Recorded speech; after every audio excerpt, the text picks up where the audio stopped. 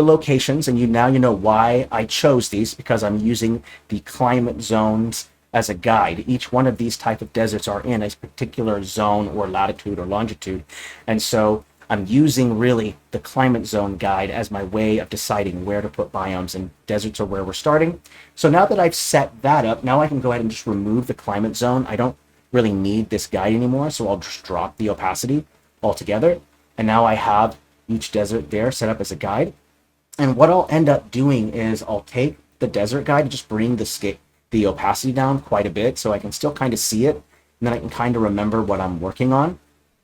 And the way that deserts work, and the way that I put this down is that there are different types of sand dunes that kind of exist. And the thing is that with the stamps that we have, you're a little limited in your choice of dunes, because there's a large variety of types of dunes that you can create that are in deserts and stuff.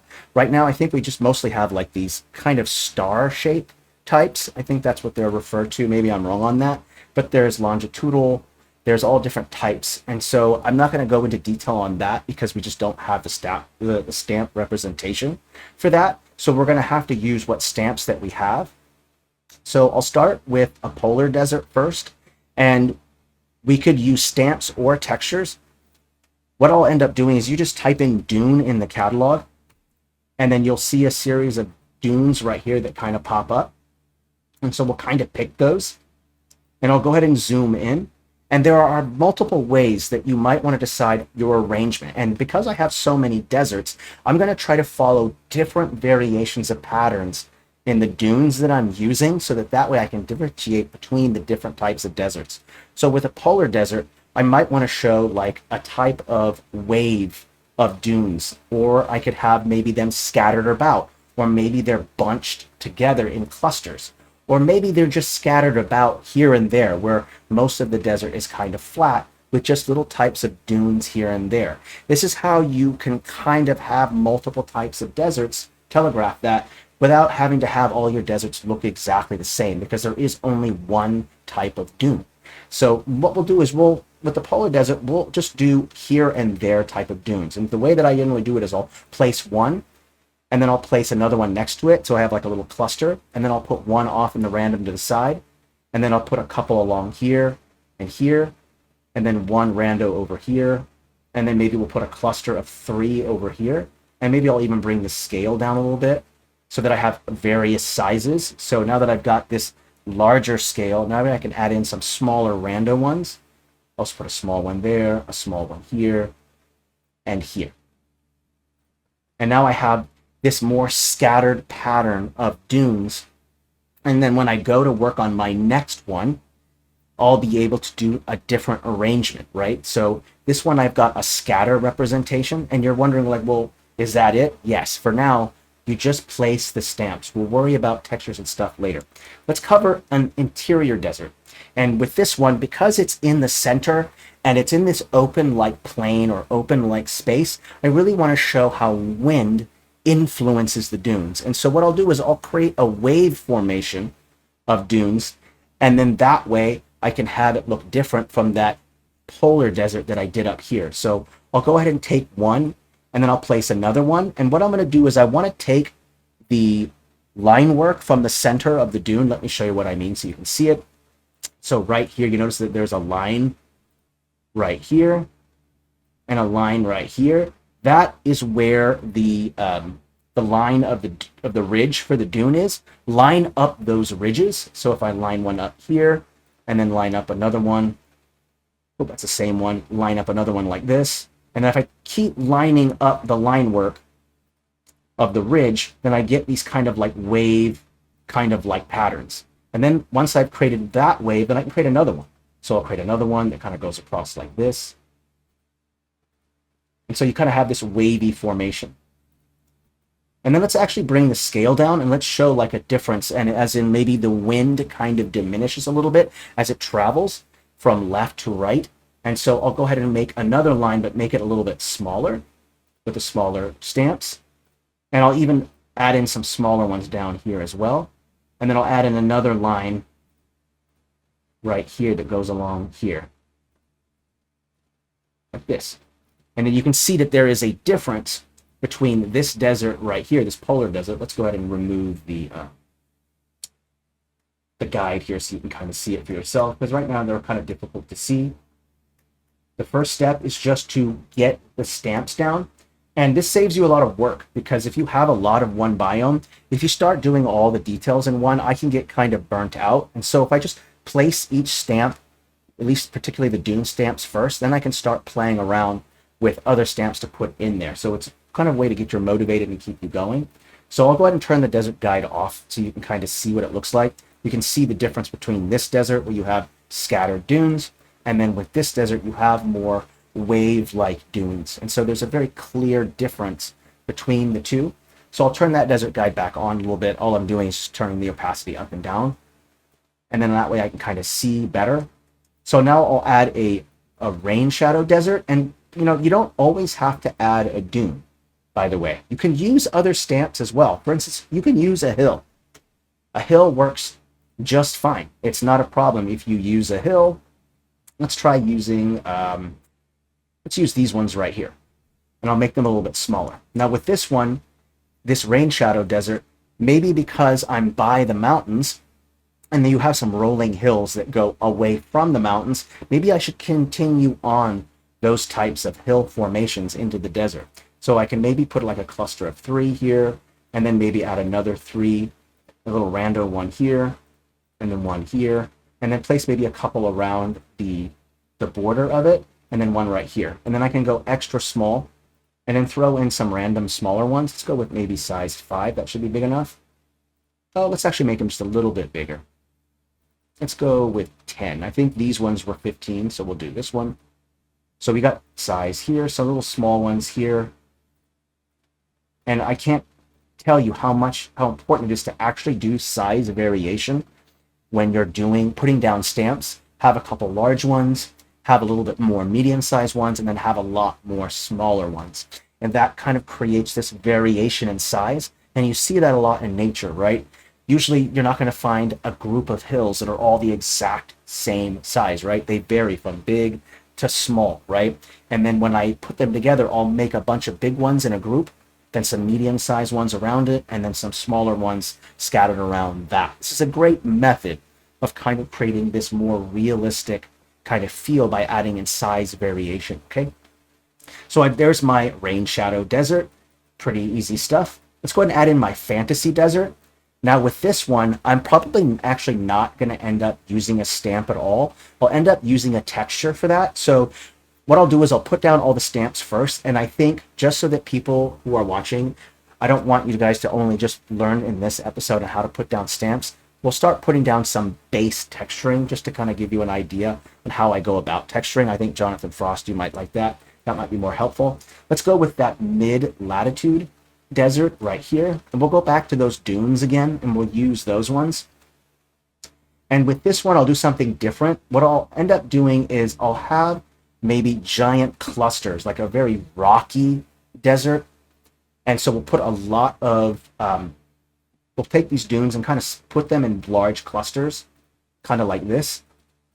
So a big cluster there, and then a massive cluster here. And this should depart from the other deserts because they're not exactly the same, right? This one has much larger clustered variations. So you have this nice large variation of desert here.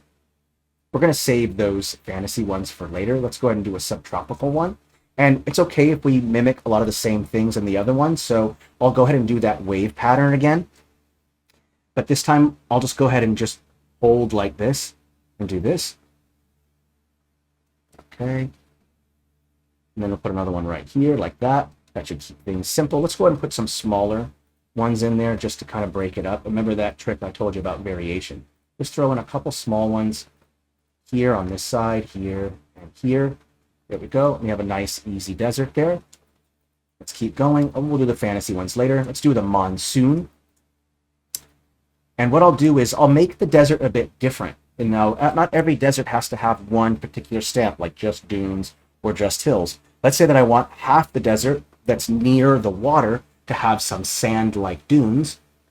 And then we'll make a couple waves. And then the further away it gets from the river, it turns more into more of a rocky hill-like area. And so here I'll start adding some hills here instead.